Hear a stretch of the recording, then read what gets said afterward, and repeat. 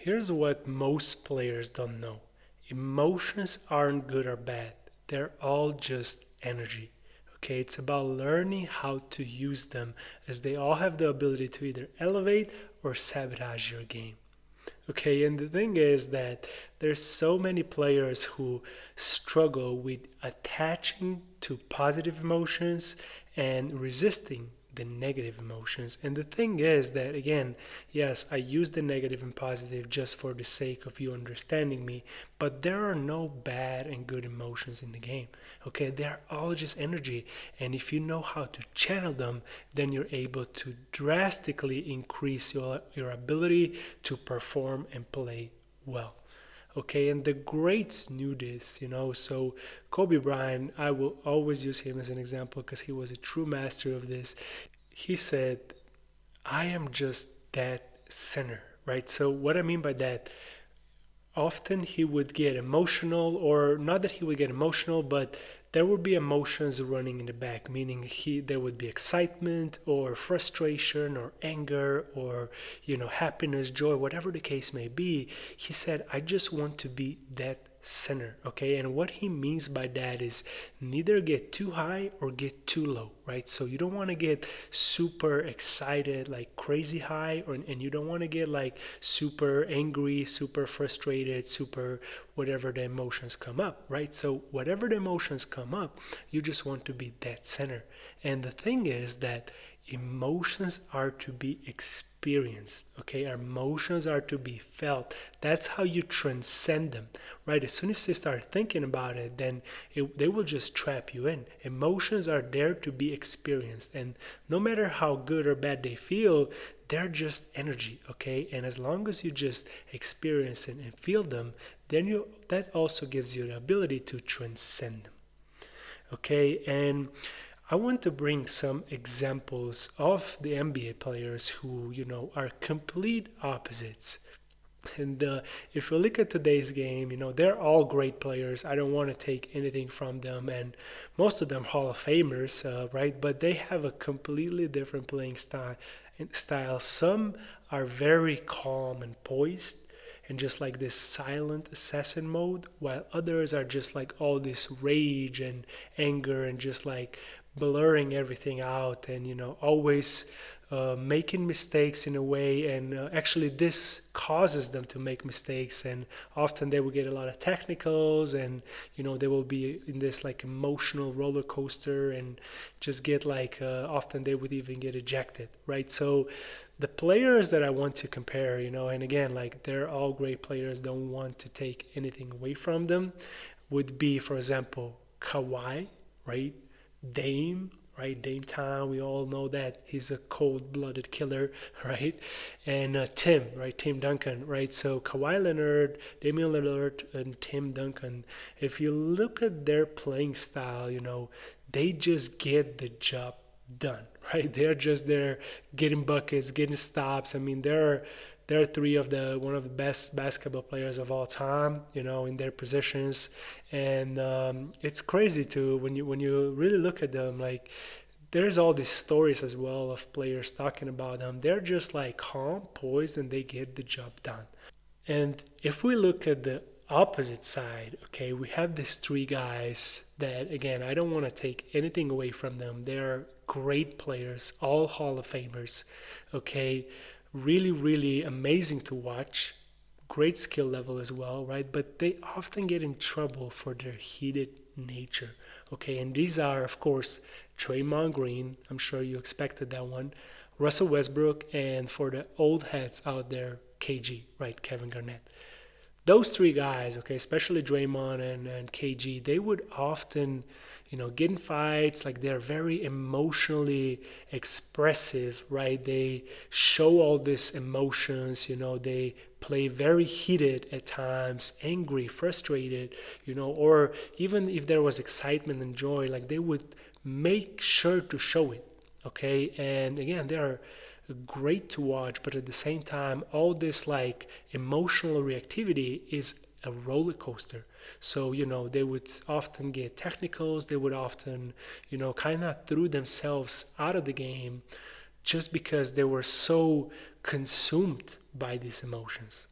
Okay, so the thing is that if we look at today's DNA and age, right, the game of basketball, many players don't know how to use these emotions, right? They don't know how to channel it. They get consumed by it just the way that Draymond, Russell, and KG get, right? And they get consumed and they get in this like this in negative vortex of emotions, right? They kind of spin out of control, and they react to all this calls, right? They react to bad plays or turnovers, whatever the case may be. They just kind of react to mistakes or whatever comes up, right? They are very emotionally reactive, and again, a lot of players struggle with this, and they don't understand that actually these emotions, if channeled correctly, are amazing tool to play better, because again, emotions are energy. Okay, emotions are energy in motions. And if you know how to use it, you can actually channel it into your performance and use this extra energy to boost your game. So the question is, how do we do this? How do we go about this, right? And for the sake of just you understanding this, okay, I'm going to use the positive and negative word here. But again, all the emotions are just energy. There's no good and bad ones, right? With the positive ones, okay, you want to avoid attachment. Okay, so positive emotions are in the game usually like excitement, joy, happiness, something along those lines that come up when you make certain good plays, right? Either a dunk and one or a good three last second shots, whatever the case may be. Like with those energies, okay, with those emotions, you want to avoid attaching to them, okay? And on the opposite spectrum, you have the negative emotions like frustration, anger, jealousy over teammates sometimes even, right? So whatever the case may be, those are the emotions that don't feel good, right? They're very uncomfortable. Fear, of course, that's a big one, right? They're very uncomfortable, and for those, you want to avoid resistance, right? Because again, I said this at the beginning of the video, emotions are to be experienced, okay? They are to be felt through. That's how you transcend them, okay? As soon as you start thinking about it, or you start attaching to the good feelings or resisting the bad feelings, right, you are not experiencing them, right? You either attaching or resisting them, right? So you want to feel them, okay? Feeling the emotions, that's the way to go. That's how you transcend them. And then step two, right, is we're going to build channels. Okay, so one is for you to feel them. The second part, right, when you're playing a game, obviously you don't have time to kind of go through them and just kind of break them down and feel them, and because there's no time, right? So you want to channel them. Okay, you want to build anchors, and the way to do this, okay, this is specifically for athletes, for basketball players, of course. The way to go about this, right, is, for example, positive emotions. Let's say you score end one, or you make tough three in someone's face, and all this like positive emotions come up. A big anchor that many players use is the fist. Okay, so I'm talking about the fist, right? Like Kobe Bryant used to use that one a lot, and this is actually a way to kind of channel, right, to anchor and the positive emotions in your body, right? So they don't consume you, but rather you're able to channel it and get back into the present moment and transmute and transcend it. Okay, so that is one, right? So there's obviously you can make your own. Some players, use certain celebrations. You definitely see this in the NBA a lot, and you don't want to get like too crazy with this, because if you do like 20-second celebrations, you're totally getting yourself out of the rhythm of the game and out of the present moment. So you want to do something like, that's like really quick.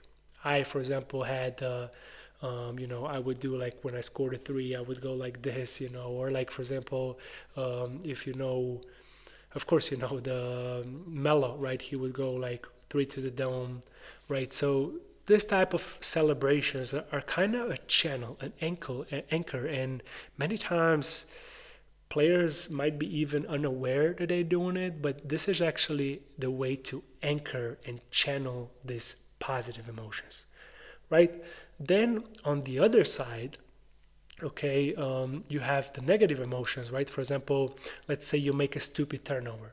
Many players would literally like put their heads down and just stop or get like frustrated and be like, I blew it here. I'm just gonna allow the layup. But for example, a channel, and when that anger, that frustration comes up, instead of like putting the head down, you can sprint. Like you can literally train your body that every time you make a mistake, whether it's a turnover or some bad play that you do, whatever the case may be, just sprint back in defense. Okay, no matter whether there's a fast break or not, sprinting back in defense is something that can be used as a channel to literally use those negative emotions, that energy, and channel it into a sprint, right? For example, I had when especially as a shooter, right? I would shoot a lot of threes, and sometimes when I would be in this shooting slump, like I would do literally kind of blowing into my fingers to kind of remind me to get back into the present and forget about missing those shots. So, the next one I'm ready and focused and knock it down, So this would be my anchor, right? So of course, those are just a couple I mentioned here. Feel free to explore on your own and build your own. Okay, for any questions, of course, write down in the comments below. But this is as far as what I have for you today. If you enjoyed this video and if you're truly ready to master your performance so that you can use that energy to fuel your game rather than sabotage it, then hit that subscribe button and join us on the journey, as there's no better place to be for basketball players than here.